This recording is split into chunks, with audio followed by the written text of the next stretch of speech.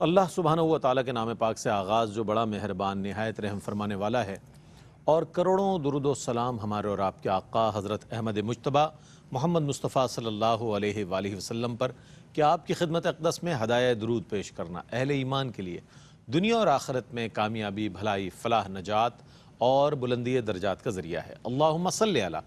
سیدنا و مولانا محمد وعلی آل سیدنا و مولانا محمد مبارک وسلم وصلی علیہ۔ ناظرین محترم، السلام علیکم ورحمۃ اللہ وبرکاتہ۔ میں ہوں آپ کا میزبان محمد رئیس احمد، اور پیش کیا جا رہا ہے پروگرام روشنی سب کے لیے۔ اور آپ جانتے ہیں کہ ماہ ربیع الاول میں بطور خاص نبی کریم علیہ الصلوۃ والسلام کی سیرت مبارکہ سے روشنی حاصل کرتے ہوئے اس روشنی کو مزید روشن کیا جا رہا ہے۔ تو اس اعتبار سے آج انسان کامل ہمارا موضوع ہے صلی اللہ علیہ وآلہ وسلم۔ ہم بات کریں گے کہ آیا اگر ہم پوری انسانیت پر اگر من حیث المجموع نظر ڈالتے ہیں اور تاریخ انسانی پر اگر نظر ڈالتے ہیں تو پھر ہمارے سامنے بہت سی چیزیں آتی ہیں سامنے۔ اس میں انسان کے بہت ساری فضیلتیں سامنے آتی ہیں، اور اس کے مزید درجات کے حوالے سے بات آتی ہے، علم اور کمال اور ترحم، اور نہ جانے کن کن اوصاف کی طرف نظر جاتی ہے کہ جب یہ مکمل ہوں گے، کسی شخص میں یہ کامل درجے پر پائے جائیں گے تو وہ انسان درجہ کمال پر نظر آئے گا۔ تو کائنات میں اگر ہم کسی پر نظر ڈالتے ہیں تو آقا کائنات صلی اللہ علیہ وآلہ وسلم کی ذات والا صفات نظر آتی ہے، لیکن کن کن پہلوؤں سے ابھی وہ پہلو اس پروگرام میں مخفی ہے۔ انشاءاللہ ہم سوالات کی صورت میں جب علماء حضرات کی خدمت میں حاضر ہوں گے تو پھر وہ جوابات کی صورت میں حضور علیہ الصلوۃ والسلام کے ان اوصاف حمیدہ کا ذکر فرمائیں گے کہ جن کے حوالے سے آج اس پروگرام کو ترتیب دیا گیا ہے۔ انسان کامل بنیادی آج ہمارا موضوع ہے۔ حضرت علامہ مفتی محمد اسماعیل حسین نورانی صاحب ہمارے پہلے گیسٹ ہیں جو ہمارے سوالات کے جوابات دیں گے۔ السلام علیکم ورحمۃ اللہ وبرکاتہ۔ وعلیکم السلام ورحمۃ اللہ۔ اور آپ کے ساتھ تشریف فرمائے علامہ مفتی محمد آصف صاحب، ممتاز و معروف عالم دین ہیں۔ السلام علیکم ورحمۃ اللہ وبرکاتہ۔ وعلیکم السلام ورحمۃ اللہ۔ اچھا حضرت، یہ فرمائیے گا ابتداً کہ سب سے پہلے میں چاہتا ہوں یہ جان لوں کہ وہ کون سی خوبیاں ہیں اور وہ کون سے اعلیٰ ترین اخلاق ہیں کہ جن کے بعد انسان جو ہے وہ اپنے درجہ کمال پر نظر آتا ہے۔ میں چاہتا ہوں اس پر کچھ کلام فرمائیے گا۔ بسم اللہ الرحمن الرحیم۔ اللہم صلی علی سیدنا مولانا محمد وبارک وسلم وعلی آلہ وصحبہ اجمعین۔ سب سے پہلے تو بنیادی طور پر جب بھی ہم اپنی گفتگو میں انسان کامل کا لفظ استعمال کرتے ہیں تو یقینی طور پر ہمارا ذہن فوری طور پر جس ذات اقدس کی طرف متوجہ ہوتا ہے وہ یقیناً وہ ہستی ہیں کہ جن کی برکت سے انسانیت کو اور ہر مخلوق کو شرف اللہ نے عطا فرمایا، اور وہ صاحب معراج سیدنا محمد مصطفیٰ صلی اللہ علیہ وسلم کی ذات گرامی ہے۔ اس لیے مختلف علماء نے الانسان الکامل کے نام سے حضور پرنور صلی اللہ علیہ وسلم کی سیرت پر کتابیں بھی تحریر فرمائی ہیں۔ تو انسان کامل کا فرد مطلق، فرد کامل و اکمل آپ صلی اللہ علیہ وسلم کی ذات گرامی ہے۔ لیکن اگر ہم اس کو ایک عمومی انداز میں ہر شخص کے اعتبار سے کہ ہر شخص حضور پرنور صلی اللہ علیہ وسلم کی اس سیرت طیبہ سے سیکھتے ہوئے اپنی انسانیت کو مرتبہ کمال تک پہنچانے کے لیے اور معراج انسانیت پر پہنچنے کے لیے آخر ایسا وہ کیا کرے یا کیا وہ خوبیاں اور کردار ہونا چاہیے، تو یقیناً وہ بھی ہمیں قرآن و سنت کی روشنی میں اگر ہم غور کریں تو واضح طور پر وہ تعلیمات ہمیں نظر آتی ہیں۔ قرآن مجید فرقان حمید میں اللہ رب العالمین نے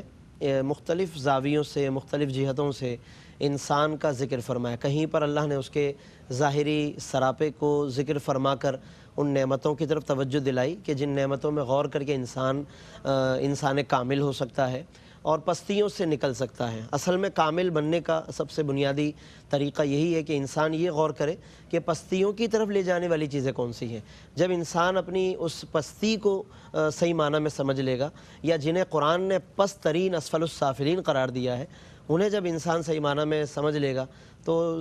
ظاہر سی بات ہے کہ اسی سے پھر جو اعلیٰ علیین ہیں، بلند لوگ ہیں، پھر ان کے اوصاف بھی اسے واضح طور پر سمجھ میں آنا شروع ہو جائیں گے۔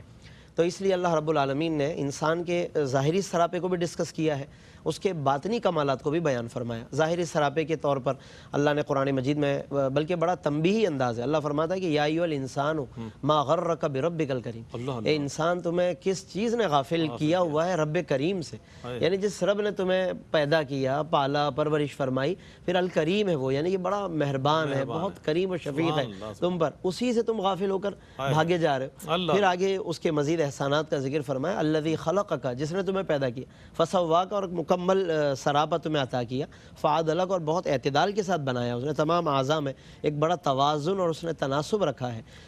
فی ای صورت ما شاء رکبک، جس صورت میں اس نے چاہا اس صورت میں اس نے تمہیں تشکیل دیا ہے۔ اچھا، پھر اسی صورت کی اس صورت کی اللہ رب العالمین اس پیکر کی ایک اور جگہ تعریف کرتا ہے، لقد خلقنا الانسان فی احسن تقویم، وہاں اللہ اس کو احسن تقویم قرار دیتا ہے۔ تو اس کا مطلب یہ ہے کہ انسان کو اپنے اس بنیادی مرتبے کو پہچاننے کی ضرورت ہے کہ جن نعمتوں کے ساتھ انسان کو آراستہ کیا، اور یہ تمام باتیں ظاہری جو باتیں ہیں ان کو بیان کر کے انسان کو بنیادی مایوسی سے نکالا ہے، اور انسان کو ان مرتبہ کمال یا مرتبہ انسانیت پر پہنچنے کے لیے جس طرح اس پستی سے نکلنے کی ضرورت ہے، اس کے لیے مایوسی سے نکلنے کی ضرورت ہے۔ سو اللہ نے اس کی یہ حوصلہ افزائی بھی فرمائی ہے، اس کی تعریف بھی فرمائی۔ پھر باطنی جو کمالات ہیں اس کے لیے اللہ فرماتا ہے وَلَقَدْ كَرَّمْنَا بَنِي آدم، ہم نے بنی آدم کو بہت عزتوں سے سرفراز کیا، بہت اعزاز بخشا۔ اب اگر ہم صرف اسی کی تشریح میں چلے جائیں اور حضرت آدم سے چلیں کہ اللہ نے دیکھیے وَلَقَدْ كَرَّمْنَا بنی آدم میں بنی تو بعد میں آدم پہلے ہے نا،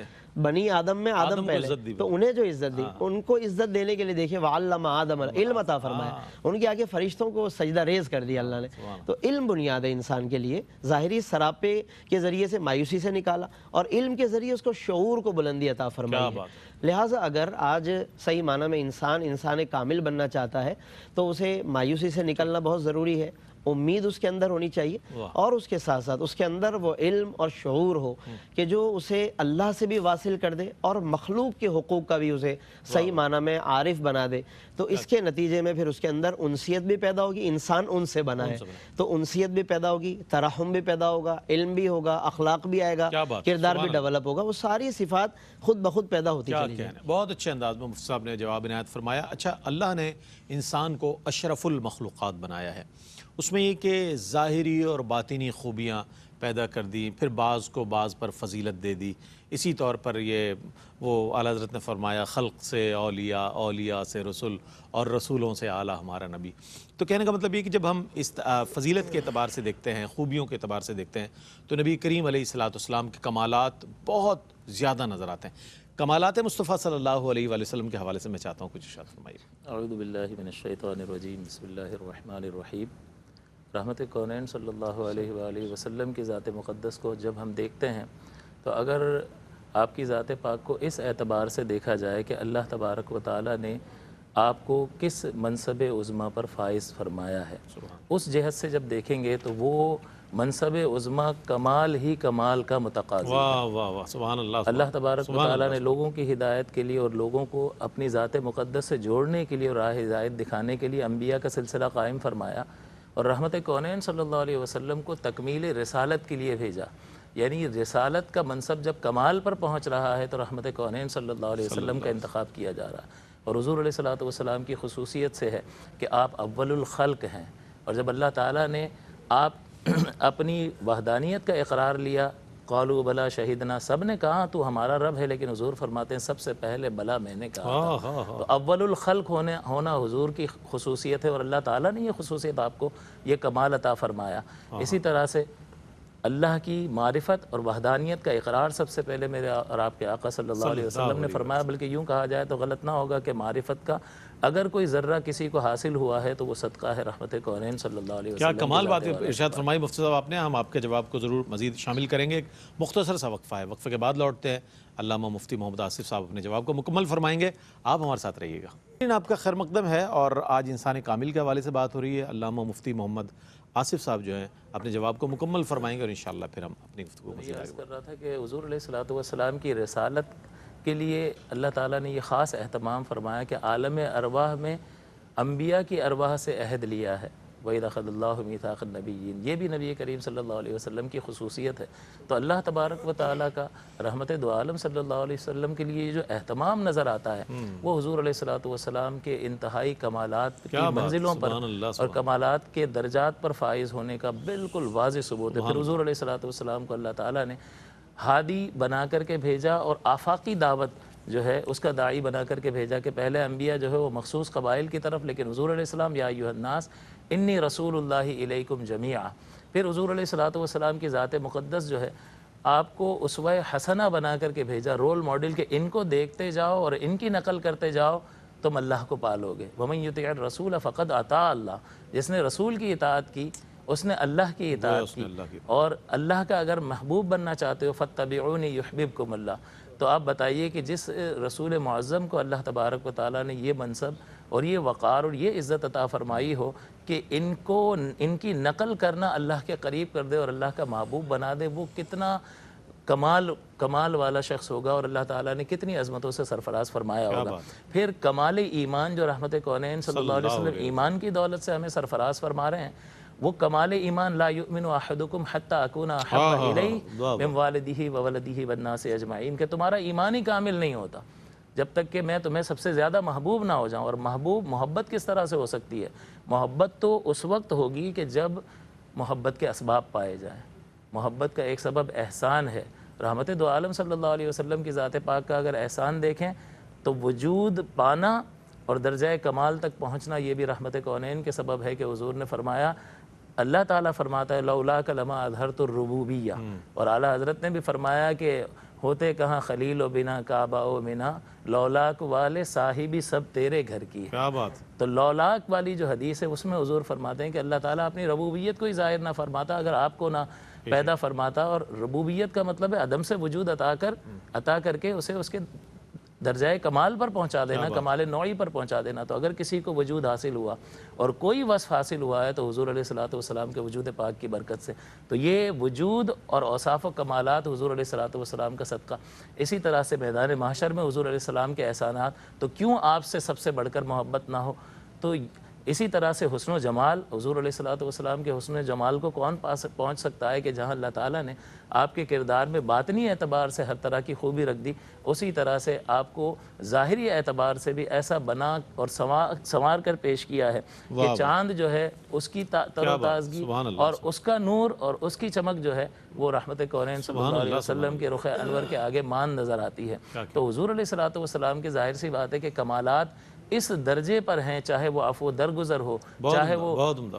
چاہے وہ سخاوت ہو، چاہے وہ دیانت ہو، چاہے وہ امانت ہو، چاہے وہ اللہ تبارک و تعالیٰ کی ذات پاک سے تعلق کی مضبوطی ہو، اخلاص ہو، خشوع و خضوع ہو، شجاعت ہو۔ غرض یہ کہ جو کمال بھی اگر آپ تصور کر لیں، وہ کمال ہی اس وجہ سے ہے کہ حضور علیہ الصلوۃ والسلام کا فعل مبارک ہے۔ لہٰذا تمام تر کمالات سے اللہ تعالیٰ نے اپنے پیارے حبیب کو سنوار دیا، اور وہ کمالات ہر کمالات کے چاہت رکھنے والے کے لیے سبب اور ذریعہ بنتا ہے کہ اس کمال سے محبت کرنے والا ضرور بھی ضرور رسول اعظم سے محبت کرے۔ بہت عمدہ انداز میں یہ حضور کی نعت بیان ہو رہی ہے، اور نعت بھی ایسی کہ جس میں اوصاف و کمالات حضور کے، اور چونکہ شان تو حضور علیہ السلام کی ورا الورا ہے، پورا قرآن پڑھ لیں آپ، حضور کی نعت آپ کو مل جائے گی، جگہ جگہ آپ دیکھیں گے حضور کی شانیں بیان ہو رہی ہیں۔ تو اب علم کے حوالے سے بھی ہم یہ دیکھتے ہیں کہ جتنی بلند شخصیت ہوتی، جتنا علم ہوتا ہے اتنی بلند شخصیت ہوتی ہے، ایسی باوقار شخصیت ہوتی ہے۔ آج ہم بات کر رہے ہیں انا مدینۃ العلم کی، کہ میں علم کا شہر ہوں، سرکار علیہ السلام۔ تو انسان کامل حضور علیہ السلام آج ہمارا جو موضوع ہے، تو آپ کے علمی جو آپ کا ایک مقام و مرتبہ اور تمام علوم کا گنجینہ اگر کوئی ذات ہے تو حضور کی ذات والا صفات، کیا فرمائیے گا؟ جی بالکل، جیسا کہ شروع میں بات ہوئی کہ اللہ رب العالمین نے وَلَقَدْ كَرَّمْنَا بنی آدم جب فرمایا، تو حضرت آدم کو خود جو کرامت اور عزت و تکریم اللہ نے بخشی ہے اس کا آغاز ہی علم سے ہے، اور فرشتوں کے لیے حضرت آدم کو مسجود بنا دیا، مسجود ملائکہ بنا دیا، تو اس کا ظاہر ہے کہ آغاز علم سے ہے۔ تو اور نبی کریم صلی اللہ علیہ وسلم جو کہ ہر وصف میں صاحب معراج ہے، وہ صرف واقع معراج میں صرف صاحب معراج نہیں ہے، بلکہ وہ ہر صفت میں صاحب معراج ہے۔ لہٰذا علم میں بھی پھر اللہ رب العالمین نے ان کو وہ معراج اور وہ عروج و بلندی عطا فرمائی کہ فاق النبیین فی خلق و فی خلقی ولم یدانوہ فی علم ولا کرم۔ صاحب قصیدہ بردہ نے بہت خوبصورت، میں سمجھتا ہوں کہ اس کو سم اپ کیا ہے کہ تمام نبیوں سے وہ فوقیت لے گئے، آقا دو جہاں صلی اللہ علیہ وسلم، فی خلق و فی خلقی، خلق یعنی سراپے میں بھی، صورت میں بھی، وفی خلقی اور سیرت میں بھی، دونوں میں آپ صلی اللہ علیہ وسلم فوقیت لے گئے۔ ولم یدانوہ فی علم ولا کرم، اور ان میں سے کوئی بھی آپ صلی اللہ علیہ وسلم کے قریب نہیں پہنچ سکا، نہ علم میں نہ کرم یعنی سخاوت میں۔ تو تو بات جیسے آپ نے علم کے حوالے سے دریافت کی ہے تو قرآن مجید فرقان حمید میں اللہ رب العالمین نے اس کو آقا دو جہاں صلی اللہ علیہ وسلم کی شرف علم اور آپ کے معراج علم کو بہت خوبصورت پیرائے میں بیان کیا. فرمایا کہ وَأَنزَلَ عَلَيْكَ الْكِتَابَ وَالْحِكْمَةَ وَعَلَّمَكَ مَا لَمْ تَكُنْ تَعْلَمْ. اللہ نے آپ پر کتاب و حکمت نازل فرمائی اور آپ کو وہ کچھ سکھا دیا جو آپ نہ جانتے تھے. تو خود سکھانے کی نسبت اللہ نے اپنی طرف کر دی. یہی سب سے بڑا کمال ہے. بالکل. تو بات کتنی عظیم بات ہے یہ. الرحمن علم القرآن میں بھی یہی کچھ اشارہ ہے. پھر آگے جو خلق الانسان علمہ البیان, تو الانسان سے مراد انسان کامل حضور کی ذات مراد ہے. بالکل کہ علم ما کان و ما یکون عطا فرمایا وہ بھی, اور البیان کا مفہوم یہی لیا ہے کہ ما کان و ما یکون کا علم عطا فرمایا. اور صحیح مسلم کی حدیث میں ہے کہ آپ صلی اللہ علیہ وسلم نے ہمیں خبر دی بما کان و بما ہوا کائن, جو کچھ ہو چکا جو ہونے والا تھا حضور نے ایک نشست کے اندر, یعنی کہ ایک طویل نشست تھی جس میں درمیان میں نمازیں تھی, سب کچھ ہمیں بتا دیا. تو یہ آپ صلی اللہ علیہ وسلم کی وسعت علمی ہے. اور اس کا ایک بڑا خوبصورت استعارہ اور اظہار قرآن نے یوں بھی فرمایا کہ ارشاد فرمایا کہ الرحمن فاسأل بہ خبیرا. سورہ فرقان کی آیت نمبر 59 ہے. فرمایا کہ رحمان عز و جل کے بارے میں تم کسی باخبر سے پوچھو. اب یہاں پر نام نہیں لیا حضور کا, اتنا فرما دیا کہ رحمان کے بارے میں جاننا چاہتے ہو تو کسی باخبر سے پوچھو. اب کون ہے وہ باخبر؟ تو حضرت امام ابن کثیر نے لکھا کہ محمد عربی صلی اللہ علیہ وسلم سے زیادہ باخبر کون ہو سکتا ہے؟ اللہ کو ان سے زیادہ جانتا ہی کون ہے؟ انہوں نے تو دیکھا ہے, انہوں نے تو اللہ رب العالمین سے وہ شرف پایا ہے کہ لی مع اللہ وقتن. فرماتا ہے کہ میرا تو اللہ کے ساتھ ایک ایسا وقت گزرتا ہے لا یسعنی فیہ نبی مرسل ولا ملک مقرب, نہ اس میں کوئی نبی مرسل درمیان میں ہوتا ہے نہ ملک مقرب درمیان میں ہوتا ہے. تو جس نبی کا یہ مقام ہو ان سے زیادہ باخبر ہوگا کون رحمان سے؟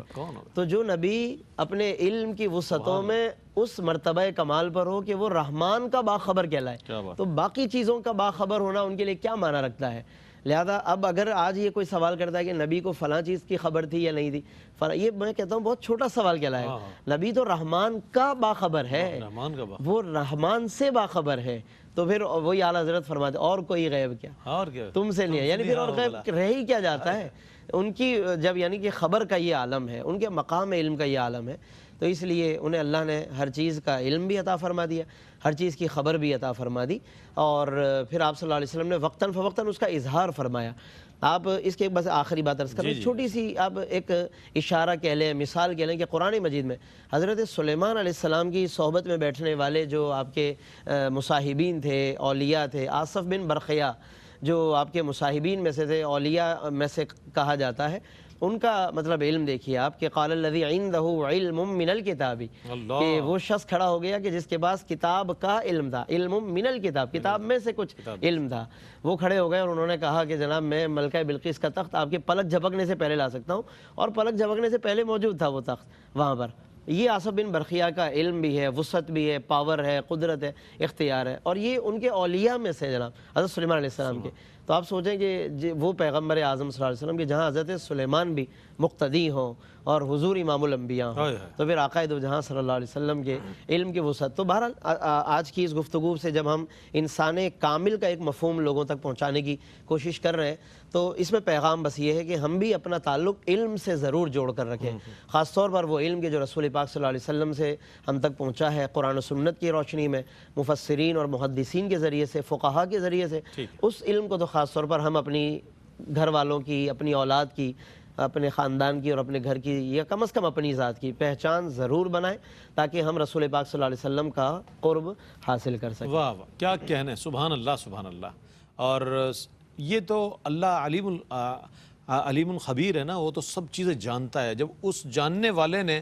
علم دے دیا ہو نبی کریم علیہ السلام کو, تو پھر کیا کمی رہ سکتی ہے. اب جو اس پر بات کرتے ہیں مفتی صاحب نے بڑی اچھی بات ارشاد فرمائی کہ انہیں غور کرنا چاہیے. ایک مختصر سا وقفہ لے رہے ہیں, اس کے بعد بہت ہی اہم سوال ہے اس موضوع کا, انشاءاللہ مفتی محمد آصف صاحب کی خدمت میں پیش کروں گا, ہمارے ساتھ رہیے گا. ناظرین آپ کا خیر مقدم ہے. اچھا, انسان جو ہے وہ انس سے بنا ہے, یعنی کہ محبت, الفت. تو یہ جو حریص علیکم بالمؤمنین رؤوف الرحیم بھی سرکار علیہ السلام کی صفات میں سے کہ مومنین کے لیے بڑے حریص ہیں تو اور رحیم ہیں. تو اس اعتبار سے نبی کریم علیہ السلام کی ذات والا صفات جو ہے اس میں جو محبت ہے, انسیت ہے, چاہت ہے لوگوں کے لیے, غلاموں کے ساتھ رحم ہے, خادماؤں کے ساتھ رحم ہے, تمام کے ساتھ ایک رحمت ہی رحمت ہے. تو کیا فرمائیے گا اس حوالے سے؟ اصل میں پہلے بھی عرض کیا گیا کہ حضور علیہ الصلوۃ والسلام ہمارے لیے ایک رول ماڈل کی حیثیت رکھتے ہیں، اور آپ کا مقصد بعثت یہ ہے کہ انفرادی اصلاح اور پھر جماعت کی تیاری۔ انفرادی اصلاح اور جماعت کی تیاری اسی وقت ممکن ہو سکتی ہے کہ جب باہمی محبت کا رشتہ لوگوں کے درمیان قائم کیا جائے، اور جب تک لیڈر جو ہے وہ ہر طرح کا ترحم اور ہر طرح کی مہربانی، شفقت اور درگزر کا مظاہرہ انتہائی درجے میں نہ کر کے دکھائے، تو اس کے ماننے والے، اس کی پیروی کرنے والے اس کو کس طرح سے انہیں وہ ہدایت حاصل ہو سکتی ہے۔ تو حضور علیہ الصلوۃ والسلام نے ہر مقام پر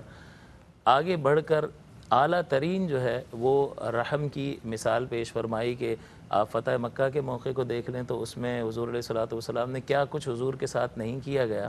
اور آپ کے ماننے والوں کے ساتھ کیا کچھ نہیں کیا گیا۔ ہر طرح کی حضور کو تکلیف دی گئی، اللہ تعالیٰ کے پیارے حبیب ہیں، پتھر بھی مارے گئے ہیں، اور آپ کے مبارک اور مقدس خون سے آپ کی نالین مبارک بھی تر ہوئی ہیں، اور اس کے باوجود حضور علیہ الصلوۃ والسلام نے ان کے لیے دعائے ضرر نہیں فرمائی بلکہ رحمت کی دعا فرمائی کہ مجھے امید ہے کہ ان کی نسلوں میں اسلام کو پھیلانے والے اور اسلام کو ماننے والے ہوں گے۔ تو یہ حضور علیہ الصلوۃ والسلام کا طرز عمل، اور اسی طرح سے حضور علیہ الصلوۃ والسلام نے جو مکے میں تکلیف میں جن لوگوں نے زندگی گزاری ہے کہ اس وقت کفو ایدیکم، آپ جوابی کارروائی نہیں کر سکتے ہیں، اگر کسی کو کوئی تھپڑ مارتا ہے تو کم سے کم کچھ تو آدمی تھپڑ نہیں مار سکتا، تو ریئیکٹ تو کچھ نہ کچھ تو زبان سے، لیکن وہاں روک دیا گیا، فطری تقاضا ہے۔ اب روک دیا گیا، اس کا مطلب یہ ہے کہ اس پر فرض ہے، اس پر لازم ہے کہ کوئی جوابی کارروائی نہ کرے، تو انتہائی ضبط کا مطالبہ کیا جا رہا ہے۔ یہ سب احوال نظر آتا ہے۔ اور حضرت بلال رضی اللہ تعالیٰ عنہ کو دیکھیں تو گلے میں رسی ڈال کر ان کو جس طرح سے کھینچا جاتا تھا، جس طرح سے مرے ہوئے جانور کو کھینچتے ہیں، اور حضور علیہ الصلوۃ والسلام سب ملاحظہ فرما رہے ہیں، تو حضور کو کتنی اذیت اور تکلیف پہنچتی ہوگی۔ تو جہاں اپنا قصور معاف کر دیا، اپنے پر کی جانے والی زیادتیاں معاف کروا دی، اور حضور فرماتے ہیں کہ جتنا میں اللہ کی راہ میں ستایا گیا ہوں کوئی نبی نہیں ستایا گیا، لیکن اس کے باوجود آپ فتح مکہ کے موقع پر دیکھیں تو لا تثریب علیکم اليوم، تو یہ بھی ایک حضور علیہ الصلوۃ والسلام کی رحمت کی مثال ہے۔ اسی طرح سے حضرت یاسر کو جو ہے 4 اونٹوں سے باندھ کر 4 اونٹوں کو مختلف سمتوں میں دوڑایا گیا تو 4 ٹکڑے آپ کے ہو گئے، اور جب یہ ظلم و ستم آپ پر، آپ کی زوجہ پر ہو رہا تھا، حضور علیہ السلام ملاحظہ فرما رہے تھے، اور حضور علیہ السلام ان سے فرماتے تھے اصبروا یا اہل یاسر فإن موعدکم الجنہ، آپ کی والدہ پہلی شہیدہ ہیں اسلام کی، اللہ کہ اے یاسر صبر کرو، بے شک تمہارا ٹھکانہ جنت ہے۔ تو حضور اپنے ان محبین جو اسلام کے لیے حضور کے ساتھی بنے، اللہ تبارک و تعالیٰ یعنی پہلے مسلمانوں میں سے، اور اللہ کے کلمے کو بلند کرنے کے لیے ہر قربانی دینے کے لیے تیار ہوئے، حضور علیہ الصلوۃ والسلام نے ان تمام چیزوں کے باوجود ان کو معاف کر دیا۔ تو یہ حضور علیہ الصلوۃ والسلام کا ایک رحمت کا انداز تھا جس کے ذریعے سے حضور نے میسج دیا، اور جو لیڈر ہے اگر وہی یہ میسج نہ دے سکے تو پھر لما تقولون ما لا تفعلون قرآن کہتا۔ اور حضور کا اخلاق کیا ہے؟ عائشہ صدیقہ فرماتی ہیں کہ قرآن حضور کا اخلاق ہے، تو جس طرح سے قرآن کے معانی کی کوئی انتہا نہیں ہے کہ اللہ کا کلام ہے، اسی طرح سے حضور علیہ الصلوۃ والسلام کے اخلاق کے مراتب کی کوئی انتہا نہیں ہے کہ قرآن جس مقام پر کسی انسان کامل سے اخلاق کے جس مرتبے کا مطالبہ کر رہا ہوگا، رحمت کونین صلی اللہ علیہ وسلم اس پر پورے اترتے ہوئے دکھائی دیں۔ تو حضور علیہ الصلوۃ والسلام کا یہ پیغام، اور عملی طور پر اس چیز کو ثابت کرنا کہ باطن کچھ بھی تقاضا کر رہا ہو لیکن ہمیں عفو و درگزر سے کام لینا چاہیے، اور اس کی بہترین مثال ہمارے نبی کریم کی زندگی میں ہمیں نظر آتی ہے۔ لہٰذا یہی وہ چیز ہے کہ جو لوگوں کو آپس میں جوڑتی ہے، اور ایک بہترین مسلم مضبوط معاشرہ ہمارے سے وجود میں آتا ہے۔ کیا بات، سبحان اللہ۔ ایک انسان کامل کے لیے جہاں علم، عمل، عقل، شعور، آگہی اور دیگر اس طرح کی صفات ضروری ہیں، لازم و ضروری ہے، اسی طرح ایک بحیثیت انسان اس کی ایک خوبصورتی، جسمانی خوبصورتی، خد و خال، یہ سب چیزیں بڑی میٹر کرتی ہیں، اس میں بے عیب ہونا اس کا انسان کامل اس کو بناتا ہے جناب، وہ علم میں بھی، فضل میں بھی، اپنے ہر چیز کے حوالے سے۔ تو ایسے ہی تو نہیں کہا تھا حضرت حسان ابن ثابت رضی اللہ تعالیٰ عنہ نے کہ وَأَحْسَنُ مِنْكَ لَمْ تَرَقَّتْ عَيْنِي وَأَجْمَلُ مِنْكَ لَمْ تَلِدِ النِّسَاءُ خُلِقْتَ مُبَرَّأً مِّن كُلِّ عَيْبٍ كَأَنَّكَ قَدْ خُلِقْتَ كَمَا تَشَاءُ۔ کیا فرمائیے گا ظاہری خد و خال اور ظاہری حسن و جمال کے حوالے سے، نبی کریم علیہ السلام کے حوالے سے بہت کچھ لکھا گیا نظم و نثر میں، کیا فرمائیے گا؟ بلا شبہ آقائے دو جہاں صلی اللہ علیہ وسلم کی ایک ایک صفت، ایک ایک خوبی وہ اس اعلیٰ ترین مرتبے پر ہے کہ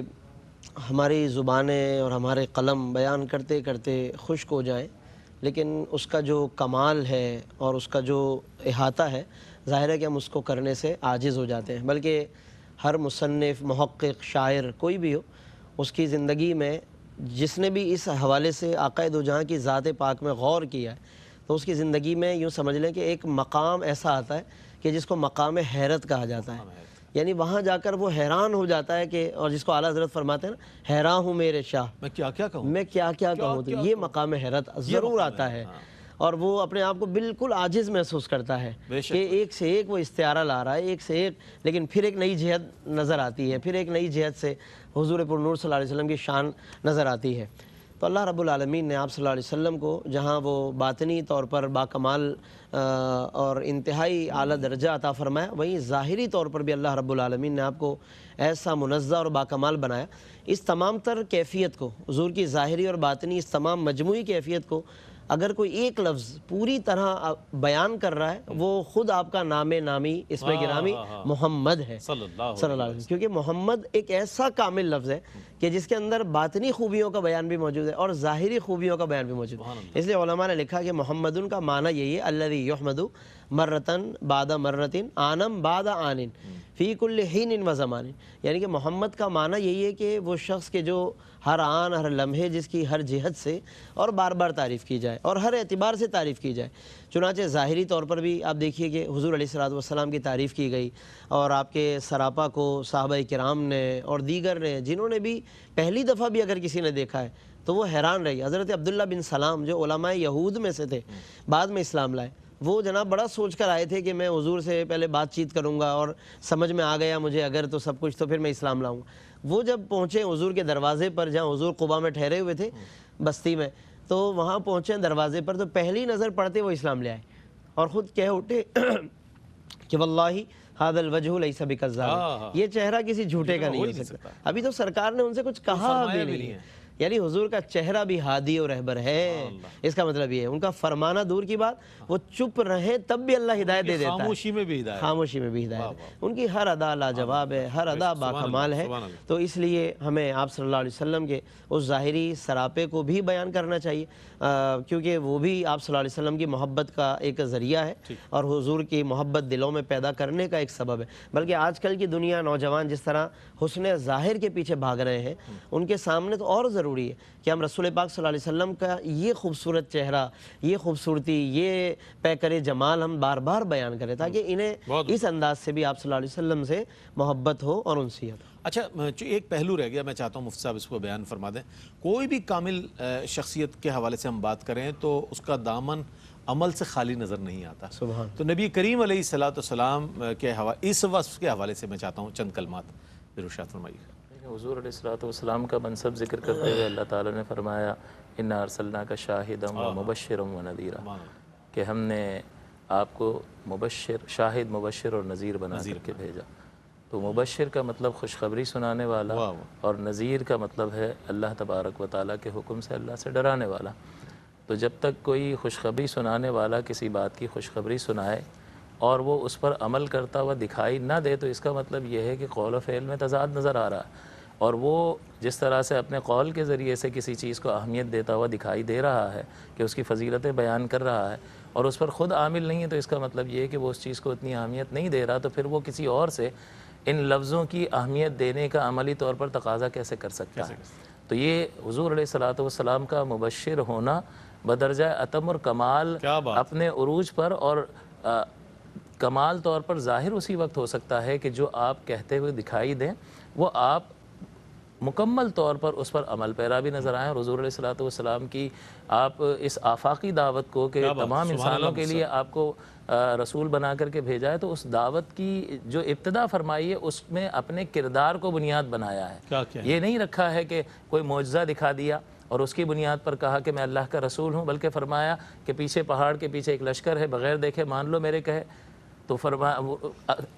کفار نے کہا کہ ہاں آپ صادق ہیں، آپ امین ہیں۔ تو گویا کہ اتنی آفاقی دعوت کی بنیاد حضور نے اپنی صداقت اور امانت پر رکھی، اور یہ پیغام دیا کہ امتی بھی جب تبلیغ کرے گا تو اس کو اپنے کردار کو بنیاد بنانا ہوگا تاکہ وہ لوگوں کے دلوں پر اثر انداز ہو۔ میں بہت شکریہ ادا کروں گا مفتی صاحب، آپ تشریف لائے، آپ کی تشریف آوری کا بہت شکریہ۔ معیار ذات سید ابرار ہی رہے، معیار ذات سید ابرار ہی رہے، چاہے کسی اصول کی تعریف کیجئے، اچھائیوں کی آخری تعریف ہے یہی، اللہ کے رسول کی تعریف کیجئے۔ اسی کے ساتھ اپنے میزبان محمد رئیس احمد کو اجازت دیجیے۔ اللہ حافظ۔